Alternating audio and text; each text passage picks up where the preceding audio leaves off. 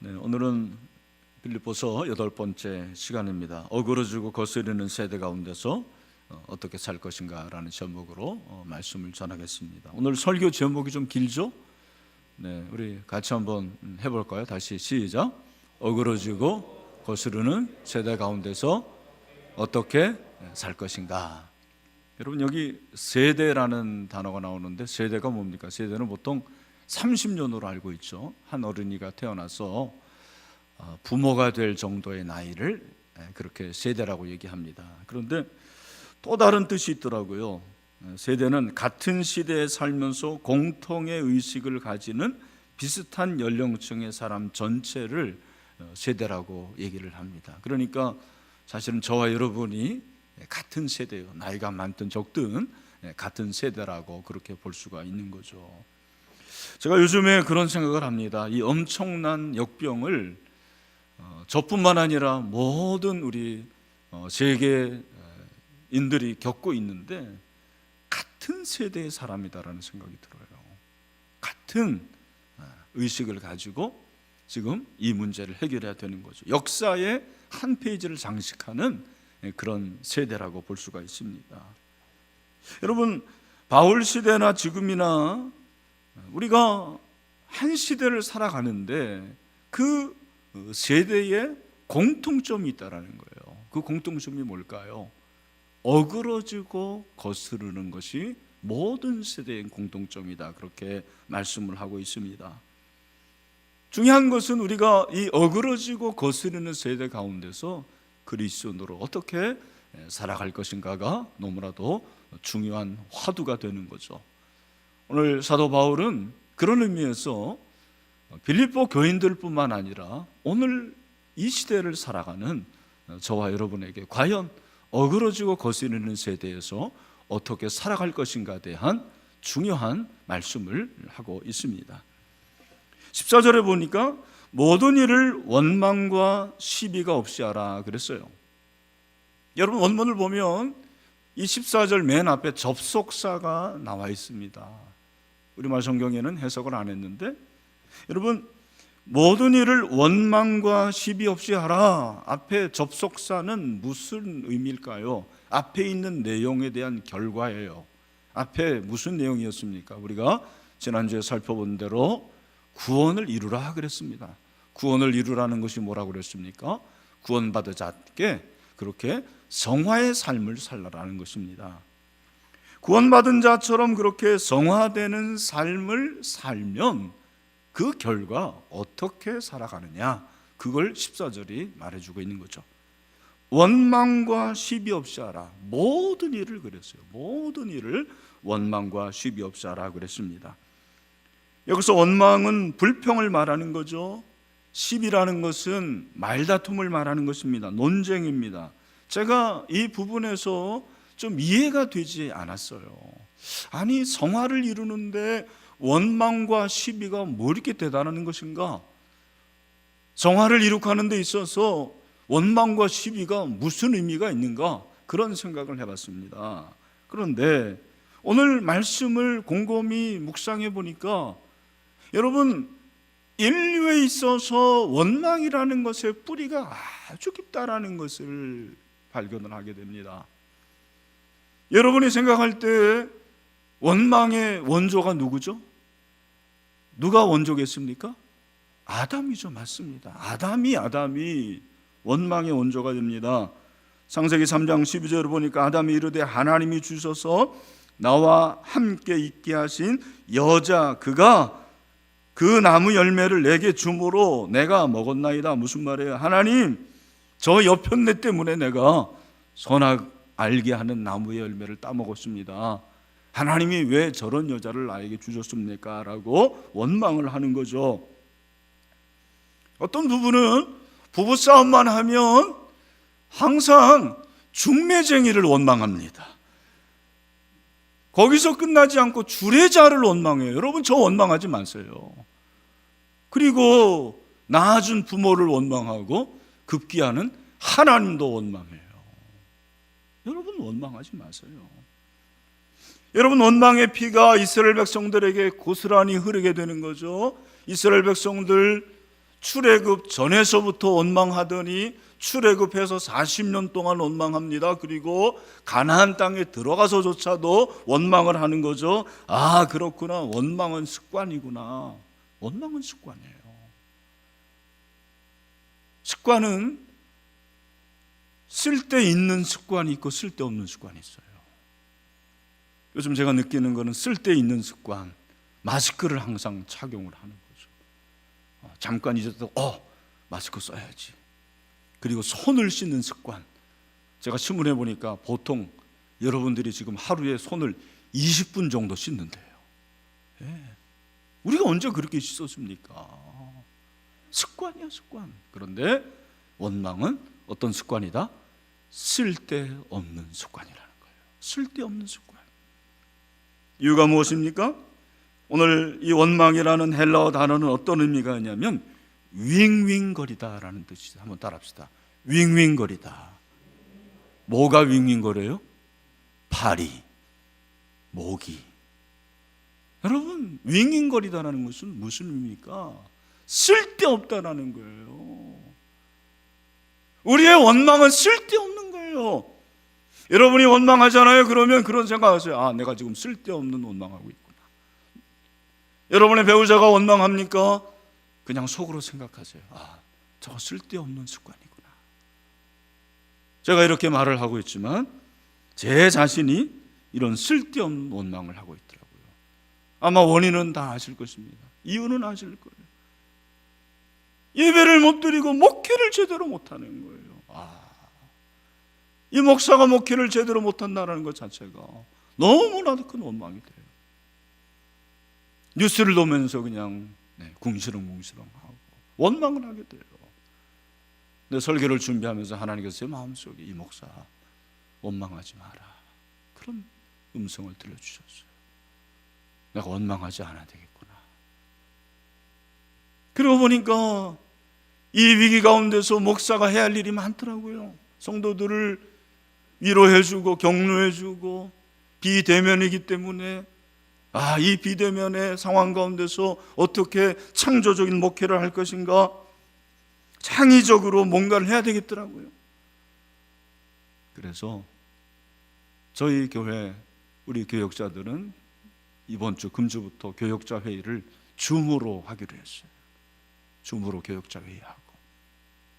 사실은 그렇게 안 해도 되는데 그 이유는 빨리 줌을 우리가 마스터를 해가지고, 여러분 제자 훈련 이렇게 시작해야 되는데 제자 훈련도 줌으로 한번 해보고,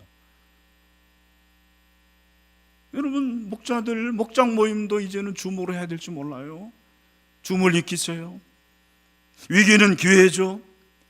이 기회는 앞으로 교회가 새로워질 변화의 기회입니다. 앞으로 이런 일들이 많아질 거예요.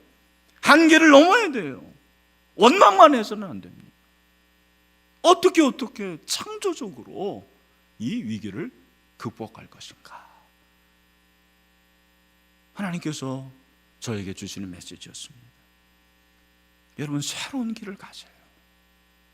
저도 마찬가지고 여러분도 마찬가지고 새로운 길을 가야 돼요. 10년 전에 어떻게 우리가 이렇게 인터넷으로 온라인으로 예배드릴 생각을 했습니까? 근데 그런 날이 오잖아요. 여러분, 비대면의 사회입니다. 이 비대면의 사회에서 우리가 살아남아야 돼요. 저와 여러분이 오늘 이 자리에 있는 모든 성도들과 우리 가정에 있는 성도들 모두가 원망과 시비하지 말고 하나님이 주신 은혜로 감사할 수 있는 그런 역전의 사람들이 되시기를 주님의 이름으로 축원합니다. 바울이 원망과 시비하지 말라고 하면서 빌립보 교인들에게 뭐라고 말합니까? 15절 말씀을 우리 다 같이 한번 읽겠습니다. 시작. 이는 너희가 흠이 없고 순전하여 어그러지고 거스르는 세대 가운데서 하나님의 흠없는 자녀로 세상에서 그들 가운데 빛들로 나타내며. 아멘. 여러분, 금주에 이 말씀을 묵상하시고 가능하면 좀 외웠으면 좋겠어요. 이는 너희가 흠이 없어 순전하여 어그러지고 거스르는 세대 가운데서 하나님의 흠없는 자녀로 세상에서 그들 가운데 빛들로 나타내며 그랬습니다. 여러분, 빌립보 교인들의 시대, 그 세대의 특징이 뭐였냐면 어그러지고 거스르는 세대라고 그렇게 말을 합니다. 어그러지고 거스르는 거, 오늘날도 마찬가지죠. 모든 세대의 특징은 어그러지고 거스르는 거예요. 어그러지고 거스르는 것은 이 세상의 특징입니다. 죄악된 세상의 특징입니다. 신명기 32장 5절에서 하나님께서 뭐라고 말씀하십니까? 우리 같이 한번 읽어보죠. 시작. 그들이 여호와를 향하여 악을 행하니 하나님의 자녀가 아니요 흠이 있고 비뚤어진 세대로다. 여러분, 여기 가로는 이 빌립보의 말씀을 그대로 적용하는 거예요. 악을 행한 거, 이것이 거스르는 거예요. 비뚤어진 거, 어그러진 것입니다. 신명기 시대의 이스라엘 백성들의 시대, 그 세대의 특징도 어그러지고 거스르는 거였습니다. 여러분, 어그러지는 게 뭐예요? 어그러지는 것은 그 의미가 비뚤어지다, 그 말이에요. 비뚤어지다, 구부러지고 왜곡된 것을 말하는 것입니다. 이 세상은 점점점 비뚤어져요. 이 세상은 점점점 사람들의 마음이 어그러집니다. 굽어집니다. 왜곡되고 있습니다. 이미 사도 바울이 이 사실을 말씀해 주고 있습니다. 디모데후서 3장 1절부터 4절을 보니까 뭐라고 그랬습니까? 우리 같이 한번 읽어보죠. 시작. 너는 이것을 알라. 말세에 고통하는 때가 이르러 사람들이 자기를 사랑하며 돈을 사랑하며 자랑하며 교만하며 비방하며 부모를 거역하며 감사하지 아니하며 거룩하지 아니하며 무정하며 원통함을 풀지 아니하며 모함하며 절제하지 못하며 사나우며 선한 것을 좋아하지 아니하며 배신하며 조급하며 자만하며 쾌락을 사랑하기를 하나님 사랑을 보다 더하며. 여러분, 신기하지 않습니까? 2000년 전에 디모데가 이 말씀을 받을 때 그 세대의 특징이 여기 그대로 기록이 되어 있는데, 이 세대의 특징이 오늘날에도 고스란히 남아있어요? 없어요? 고스란히 남아있어요. 사람들이 자기를 사랑합니다. 돈을 사랑합니다. 돈이면 전부라고 생각해요. 자랑하고 교만합니다. 좀만 가지면, 자기가 뭔가 좀 있으면 잘난 체 합니다. 교만합니다. 비방하고 부모를 거역해요. 여러분, 요즘에 제가 이렇게 우리 부모님들 얘기를 들어보면 자녀들이 초등학교 졸업하고 이제 중학교만 딱 들어가면 뭐라고 그러는지 알아요? 엄마, 나 이제 교회 꼭 다녀야 돼? 아이, 그럼 다녀야지. 뭐라고 그러는지 아세요? 엄마, 대한민국은 자유민주주의야. 종교의 자유가 있어. 나 이제 교회 안 다닐래. 그러는 자녀들이 얼마나 많아지는지 몰라요. 지금 이 예배를 함께 드리고 있는 학생들이 있다면 그러면 안 돼요. 여러분, 말세에 이 세대의 특징이 뭐냐면, 다시 보여주세요. 여기 뭐라고 그랬습니까? 부모를 거역하며 그랬어요. 그 다음에 감사하지 않고 거룩하지 않고 무정하고 원통함을 풀지 않아요. 맺힌 것들이 그렇게 많아요. 가족 가운데서도 맺힌 관계들이 얼마나 많은지 모르겠어요. 안 보는 부모 형제들 꽤 많습니다. 교회 안에서도 그렇습니다. 서로 모함합니다. 절제하지 못하고 사나워요. 선한 것을 좋아하지 않습니다. 배신하고 조급하고 자만하고 쾌락을 사랑하기를 하나님 사랑보다 더 좋아해요. 이것이 바로 시대 정신이었어요.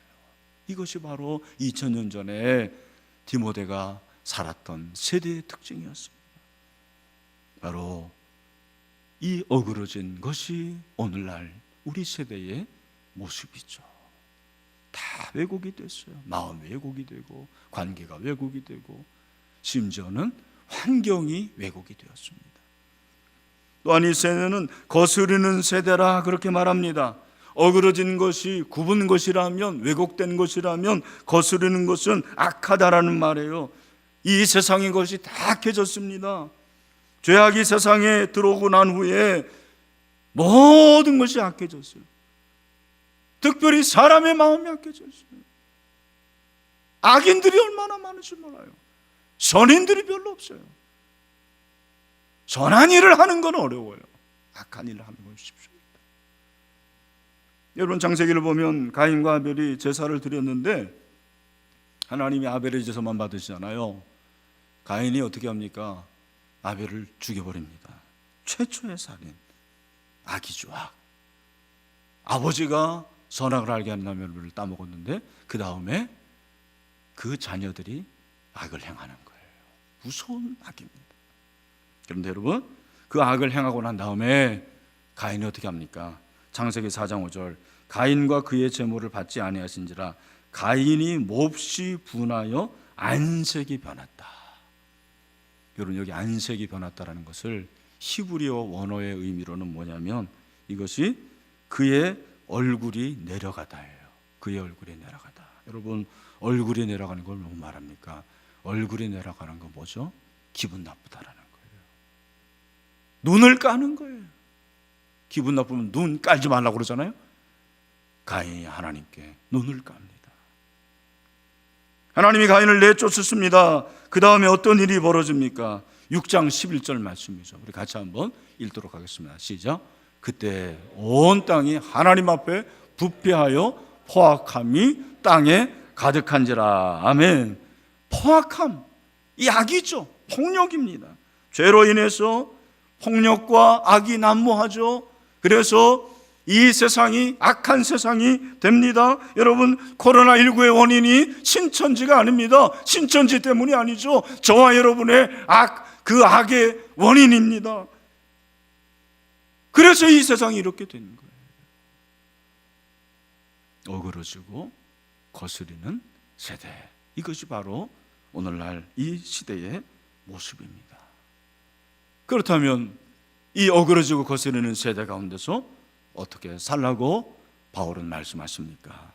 첫 번째, 흠없는 삶을 살라, 그렇게 말씀을 하십니다. 우리 다 같이 한번 우리 가정에 있는 성도들도 한 목소리로 시작. 흠없는 삶을 살라. 여러분, 15절에 보니까 이는 너희가 흠이 없고 순전하여 어그러지고 거스르는 세대 가운데서 하나님의 흠없는 자녀로, 그렇게 말하고 있어요. 흠없다라는 말이 두 번이나 사용이 되는 거예요. 여러분, 이 흠이 없는 것은 잡티가 없는 거예요. 순전한 것입니다. 불순물이 없는 것입니다. 이 세대가 아무리 어그러지고 거스르는 세대라 할지라도 저와 여러분이 뭐가 없어야 된다고요? 흠이 없어야 돼요. 아니, 어떻게 흠이 없을 수가 있는가? 제가 보니까 성경에서 흠 없는 분, 예수님이 흠이 없죠. 그런데 우리와 똑같은 인간인데도 흠이 없는 한 사람이 있었어요. 누굽니까? 다니엘서 6장 4절, 이에 총리들과 고관들이 국사에 대하여 다니엘을 고발할 근거를 찾고자 했으나 아무 근거 아무 허물도 다지 못했으니 이는 그가 충성되어 아무 그릇됨도 없고 아무 허물도 없음이었더라.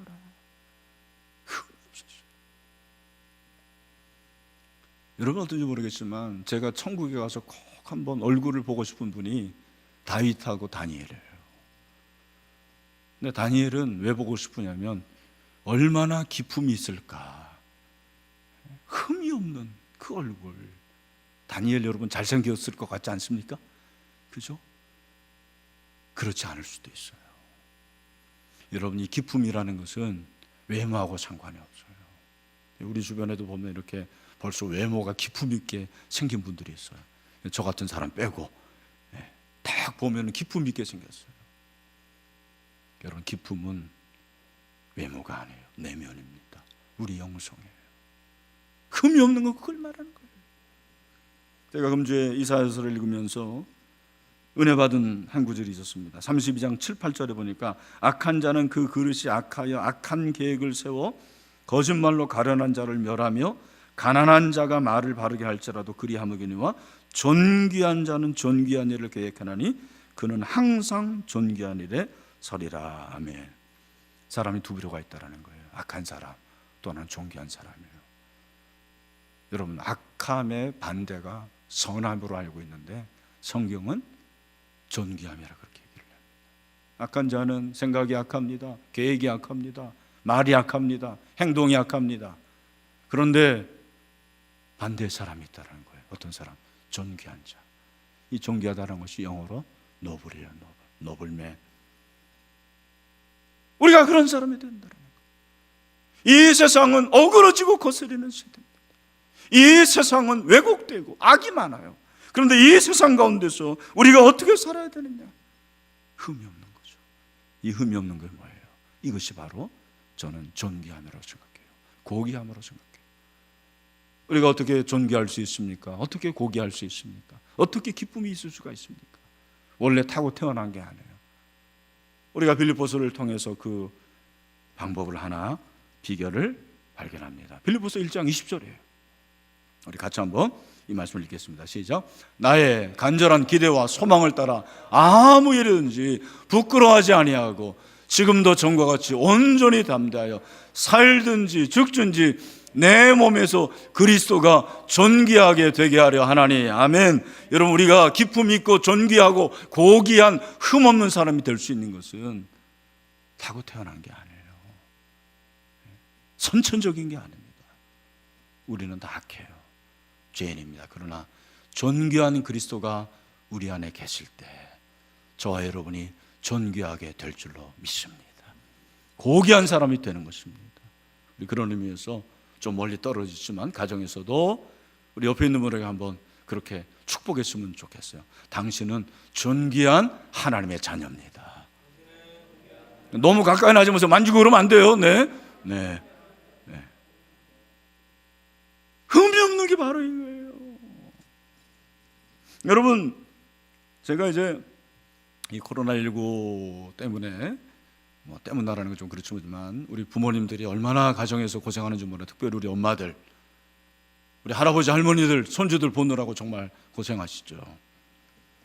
근데 한 가지 꼭 말씀을 드리면, 여러분의 자녀들, 여러분의 손주들을 존귀하게 여기세요. 존귀하게, 고귀하게 여기세요. 흠이 없는 자녀로 이번에 교육하시길 바랍니다. 성경도 읽어주고 기도도 해주고 예배도 드리시고요. 제가 요즘에 이제 히브리어 공부를 좀 다시 시작하는데, 여러분 원래 히브리어 이 성경은, 구약 성경은 구전이에요. 구전. 3000년 전부터 구전으로 계속 내려왔어요. 성문화되지 않았습니다. 그랬던 거를 AD 6세기 7세기 그 즈음에 마소라 학자들이, 구약 학자들이죠, 자기들이 들었던 그 성경을 다 쓴 거예요. 성문화시킨 거예요. 그게 마소라 성경이에요. 여러분 놀랍지 않습니까? 우리는 적힌 것도 읽지 않는데 그 사람들은 들어서 하나님의 말씀을 자녀들에게 그대로 전수를 한 거예요. 이야, 얼마나 놀라운지 모르겠습니다. 그러니까 유대인들이 이 세대 가운데서 정말 영향력을 발휘하는 거 아닙니까? 저와 여러분이 이 어그러 죽은 세대 가운데서 정말 하나님의 말씀으로 흠없는 존귀한 고귀한 그런 성품이 생겨나길 수 있게 되기를 간절히 소원합니다. 우리뿐만 아니라 우리의 자녀들에게 그런 교육을 시켜야 되는 거죠. 이 어그러지고 거스르는 세대 가운데서 흠없는 자녀로 살 수 있는 저 여러분 되시기를 주님의 이름으로 축원합니다.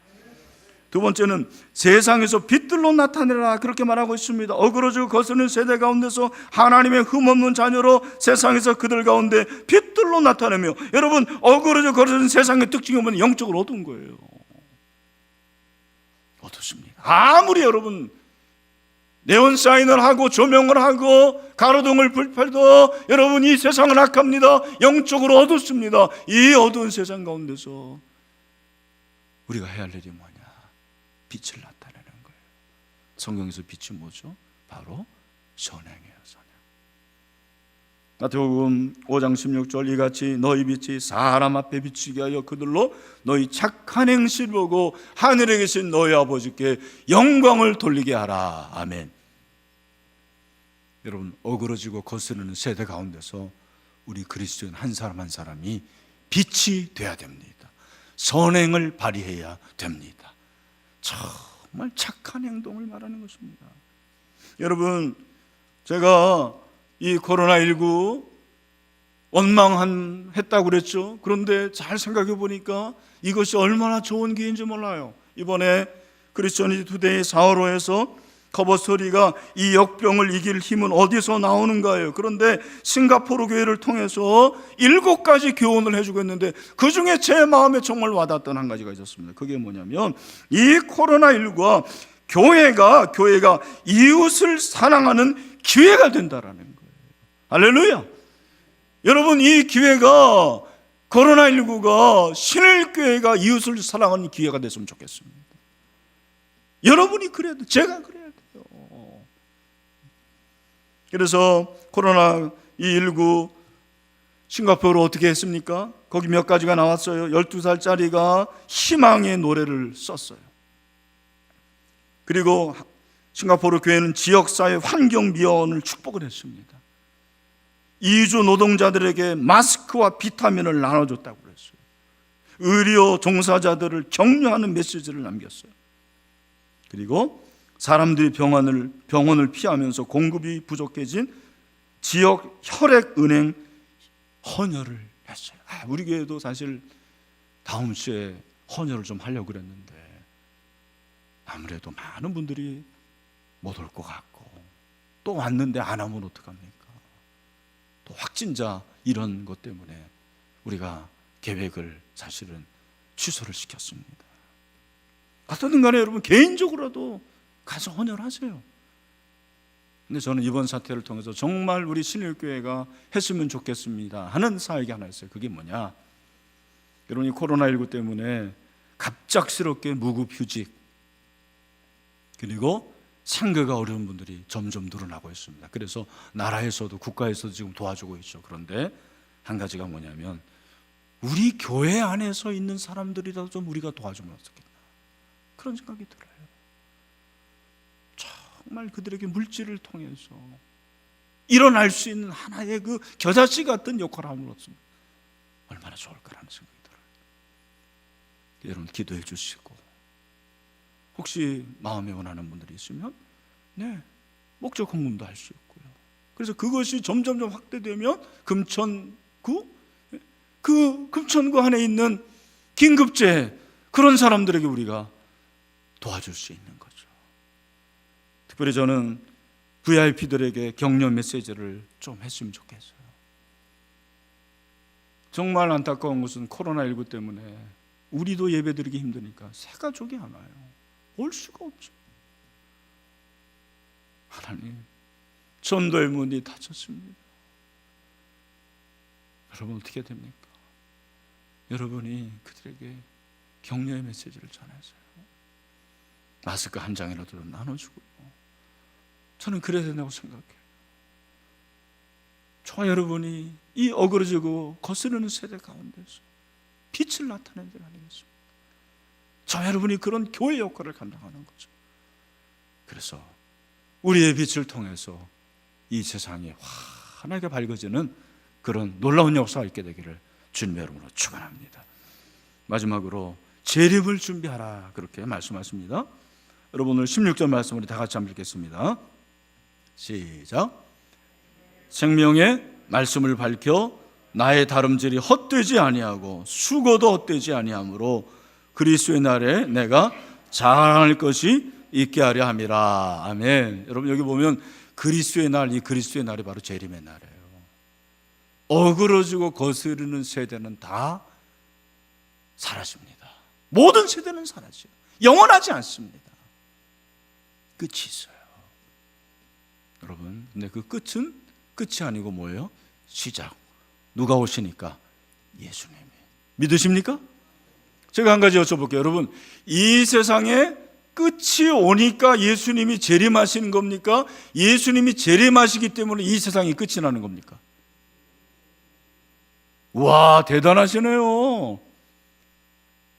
우리가 잘못 생각하면 이 세상에 끝이 오니까 예수님이 재림하시는 거라고 생각하는 거예요. 아니에요. 예수님이 재림하시니까 이 세상은 끝이 납니다. 그러므로 재림을 준비해야 될 줄로 믿습니다. 여러분이 코로나19는 종말의 어떻게 보면은 한 부분이에요. 예수님이 초림하시면 이미 종말이 시작되다고 그랬어요. 제 생각에 종말의 끝인 것 같아요. 여러분 정신 차리십시오. 저는 그런 생각 해봤어요. 훅이라는 단어, 훅 들어온다고 그러잖아요. 이 코로나 바이러스를 통해서 제가 깨달은 거 하나는 예수님의 재림이 훅 오시겠구나. 정말 갑작스레 오시구나. 여러분 준비합시다. 이 세대는 영원하지 않습니다. 그래서 우리는 준비해야 되는 거예요. 마태복음 25장 13절 말씀이죠. 우리 같이 한번 읽겠습니다. 시작. 그런즉 깨어있으라. 너희는 그날과 그때를 알지 못하느니라. 아멘. 재림을 준비할 수 있는 저와 여러분 되시기를 주님의 이름으로 축원합니다. 말씀을 정리합니다. 이 세상은 어그러지고 거스르는 세대예요. 왜곡되고 악한 세대입니다. 그런데 이 나쁜 세상, 이 망할 세상, 그게 우리의 세계관이 돼서는 안 돼요. 어그러지고 거스르는 세대 가운데서 저와 여러분이 존귀한 흠없는 하나님의 자녀가 되시기를 축원합니다. 빛들로 나타냅시다. 선행합시다. 무엇보다도 주님의 재림을 준비할 수 있는 그런 지혜로운 처녀들이 다 될 수 있게 되기를 주님의 이름으로 축원합니다.